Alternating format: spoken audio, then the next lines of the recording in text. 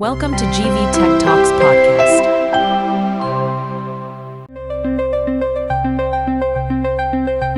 నమస్కారం. ఈరోజు మన దగ్గర ఒక పజిల్ లాంటి కథ ఉంది. ఆలోచించండి. పక్కనే రెండు గ్రామాలు. ఒక ఊర్లో ఏమో బావుల సంఖ్య చాలా ఎక్కువ, కానీ తాగడానికి కూడా నీళ్లు లేవు. అయ్యో! ఇంకో ఊర్లో బావులు తక్కువ, కానీ పొలాలన్నీ పచ్చగా ఉన్నాయి. ఈ వింతకు కారణమేమిటి? ఆసక్తికరంగా ఉంది. మనకొక పాఠ్యపుస్తకంలోని 10వ అధ్యాయం నుండి కొన్ని ఆధారాలు దొరికాయి. ఈ రహస్యాన్ని ఛేదించడమే ఈరోజు మన విశ్లేషణ. అవును, ఇది కేవలం రెండు గ్రామాల కథ కాదనుకుంటా. కాదు. సహజ వనరులను మనం ఎలా చూస్తున్నాం, హ్మ్. ఎలా వాడుకుంటున్నామనే దానికి ఇదొక అద్దం పడుతుందన్నమాట. సరిగ్గా చెప్పారు. వనరులు ఉండటం ముఖ్యం కాదు, వాటిని వాడే తెలివి, వాటిని పంచుకునే గుణం ఎంత ముఖ్యమనేది ఈ కథ మనకు నేర్పుతుంది. అయితే ఇక ఆలస్యం చేయకుండా ఆ రెండు గ్రామాల కథలోకి వెళ్దాం. ఒకటి వనపర్తి, మరొకటి జుల. ఈ స్టడీలో ఒక విషయం చూసి నేను నిజంగా ఆశ్చర్యపోయాను. ఏంటది? వడ్డిచెర్ల గ్రామంలో 175 బావులున్నాయి. వనపర్తిలో చూస్తే కేవలం 155 మాత్రమే. ఓ, అంటే వడ్డిచెర్లలోనే ఎక్కువ. అవును. కాగితం మీద చూస్తే వడ్డిచెర్లలో నీటి వసతి బ్రహ్మాండంగా ఉన్నట్టు కనిపిస్తుంది. కానీ అసలు వాస్తవం వేరే ఉంది. ఎలా? వనపర్తిలో దాదాపు 1000 ఎకరాల్లో సాగు జరుగుతుంటే వడ్డిచెర్లలో కేవలం 450 ఎకరాలు. సగానికి సగం కన్నా తక్కువ. అంతే. ఎక్కువ బావులు ఉండి కూడా సాగు ఎందుకింత తక్కువ? ఇదేంటో అస్సలు అర్థం కావట్లేదు. ఇక్కడే అసలు రహస్యం దాడి ఉంది. దీన్ని ఆర్థిక శాస్త్రంలో ట్రాజెడీ ఆఫ్ ద కామన్స్ అంటారు. Tragedy of the Commons. అవును, అంటే అందరికీ చెందిన ఒక వనరును ప్రతి ఒక్కరూ నాది నాది అనుకుని పోటీపడి వాడేస్తే చివరికి ఆ వనరు ఎవరికీ దక్కకుండా పోతుంది. ఓ, అలాగా? వడ్డిచెర్లలో అదే జరిగింది. ప్రతి రైతు తన పొరుగు రైతు కంటే లోతైన బోర్వెల్ తవ్వాలని ప్రయత్నించాడు. ఒకరిని చూసి మరొకరు ఇంకా లోతుకి తవ్వుకుంటూ వెళ్లారు. అంటే ఒకరితో ఒకరు పోటీ పడ్డారన్నమాట. సరిగ్గా. ఫలితంగా బావుల సంఖ్య పెరిగిందిగాని భూగర్భజల మట్టం దారుణంగా పడిపోయింది. చాలా బావులు ఎండిపోయాయి. అంటే ఒకరితో ఒకరు పోటీ పడటం వల్ల అందరూ కలిసి నష్టపోయారు. ఇది వినడానికే చాలా బాధగా ఉంది. నిజమే. మరి ఈ పోటీ వల్ల రైతులపై ఆర్థిక భారం కూడా విపరీతంగా పెరిగి ఉంటుంది కదా? అవును. మన దగ్గర ఉన్న పట్టిక 3లోని అంకెలు చూస్తుంటే అమ్మో, భయమేస్తోంది. బోర్వెల్ లోతు పెరిగే కొద్దీ సాగు ఖర్చు ఎకరాకు సంవత్సరానికి 20,000 నుండి 70,000 రూపాయల వరకు వెళ్ళిపోయింది. నిజమే. ఆ అంకెలు కథలోని ఒక్క భాగాన్ని మాత్రమే చెబుతున్నాయి.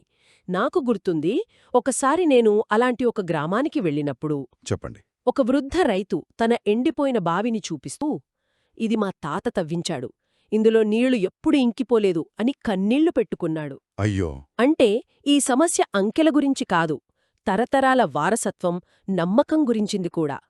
పట్టిక 4 చూస్తే చెప్పండి. వడ్డిచెర్లలో ఒక చిన్న రైతుకు ఎకరాకు ఏడాదంతా కష్టపడితే వచ్చే ఆదాయం 22,000 రూపాయలు. కాని అతని ఖర్చు 45,000 వరకు ఉంది. ఏంటి? అంటే కష్టపడి పని చేస్తే సంవత్సరం సున్నాకు తన జేబులోంచి డబ్బులు పోతున్నాయా? అవును, ఏమీ మిగలడం లేదు. ఇది చాలా దారుణమైన పరిస్థితి. ఇది కేవలం ఆర్థిక సంక్షోభం కాదు, ఇది మానసిక సంక్షోభం కూడా. మరి ఈ ఎండిపోయిన బావులను తిరిగి నింపడం అంటే రీఛార్జ్ చేయడం సాధ్యమేనా? అది రైతులకు ఎలా సహాయపడుతుంది? తప్పకుండా సాధ్యమే.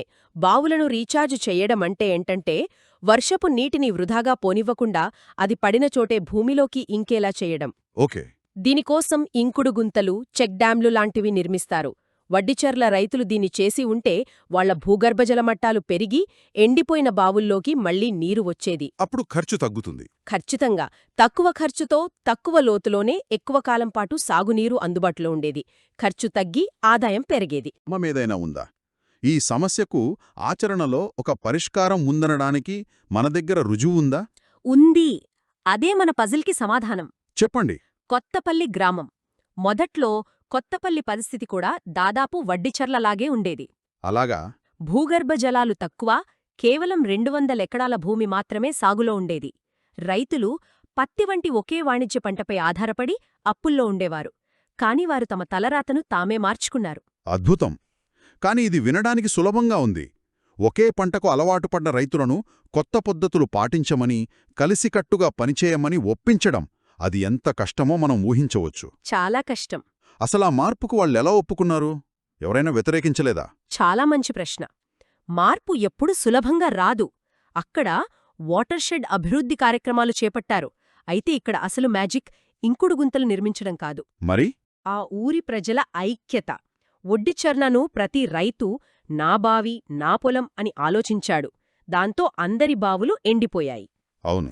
కొత్తపల్లిలో అందరూ కలిసి మన ఊరు మన నీరు అని ఆలోచించారు. అందుకే అందరి బావులు నిండాయి. ఒక్క నిమిషం, వాటర్ షెడ్ అంటే ఏమిటి? చాలామందికి ఇది కేవలం ఒక ప్రభుత్వ పథకం పేరుగానే తెలుసు. దాని వెనుకున్న ఆలోచనేమిటసలు? చాలా సింపుల్. ఒక పెద్ద గిన్నెలా ఊహించుకోండి. సరే. ఆ గిన్నె అంచుల్లో పడిన ప్రతి నీటి చుక్క సహజంగా గిన్నె మధ్యలోకి ప్రవహిస్తుంది కదా. అవును, గురుత్వాకర్షణ వల్ల. ఆ గిన్నెనే వాటర్ షెడ్ అంటారు. అంటే ఒక ఎత్తైన ప్రాంతంలో పడిన వర్షపు నీరంతా సహజంగా ఒకే వాగులోకి లేదా నదిలోకి ప్రవహించే ప్రాంతమనమాట.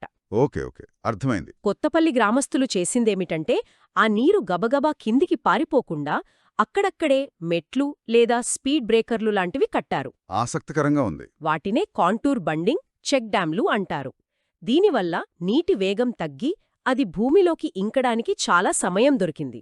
అయితే వాళ్ళ కష్టానికి ఫలితం దక్కిందా? మార్పు ఎంత స్పష్టంగా కనిపించింది? ఫలితాలు అద్భుతంగా ఉన్నాయి. భూగర్భ జలమట్టాలు 3 నుండి 6 మీటర్ల వరకు పెరిగాయి. అబ్బా! ఎండిపోయిన బావులన్నీ తిరిగి నిండాయి. సాగు విస్తీర్ణం 200 ఎకరాల నుండి 1300 ఎకరాలకు పైగా పెరిగింది.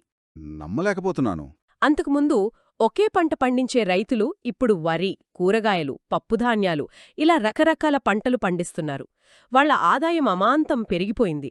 కొత్తపల్లి ఒక ఆదర్శ గ్రామంగా నిలిచిందనమాట. ఖచ్చితంగా ఇది వనరుల యాజమాన్యంలో అతిపెద్ద పాఠం.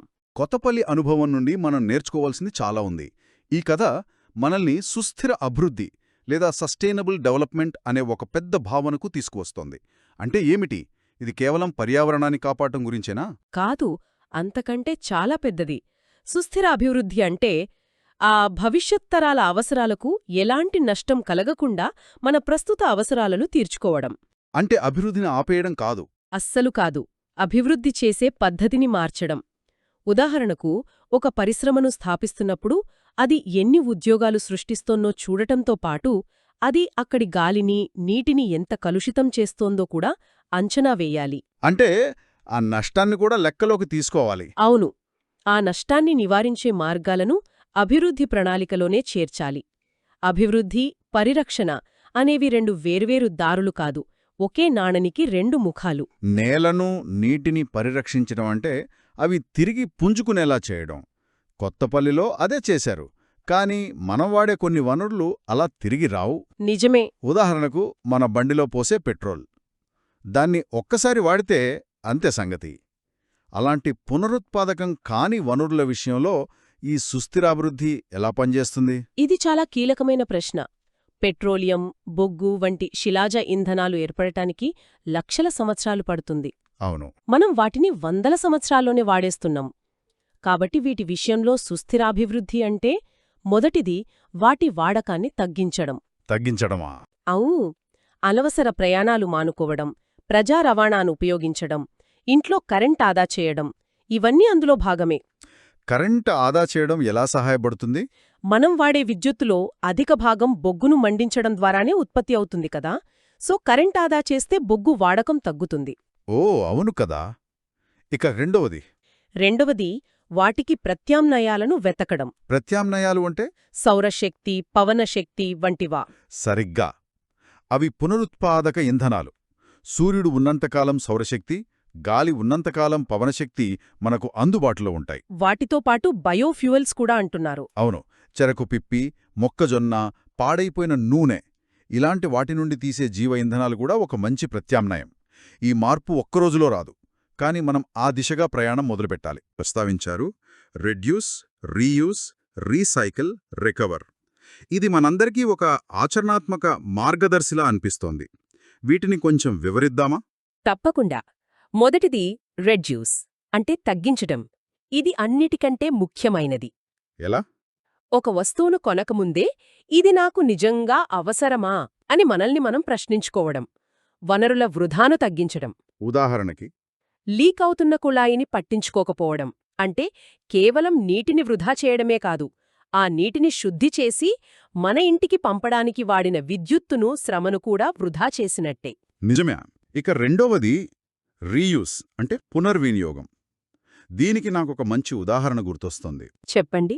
మన అమ్మమ్మలు పాత చీరలతో దుప్పట్లు కుట్టేవారు. ఆ అవును.